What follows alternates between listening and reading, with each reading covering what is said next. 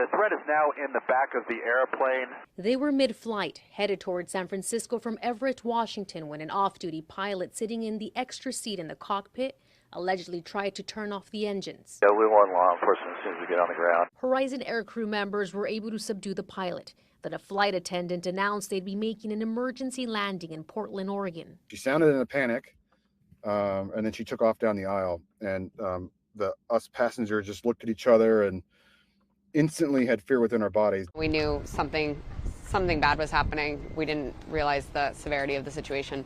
Passengers described the following moments as surreal.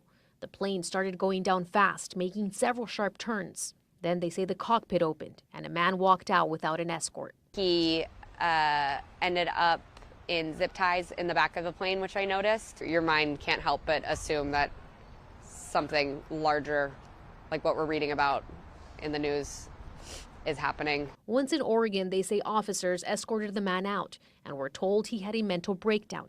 But it wasn't until this morning that passengers realized the man they saw was 44-year-old Joseph Emerson, the Pleasant Hill pilot now facing 83 counts of attempted murder. When you're on that plane, you're scared to death. You wake up the next morning and you see one of their own was allowed to walk past you unattended.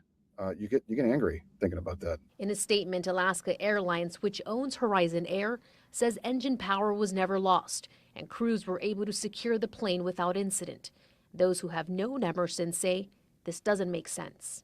I thought that couldn't be the Joe the next door, just by his demeanor, how he treats the kids, the family. No indications of anything wrong.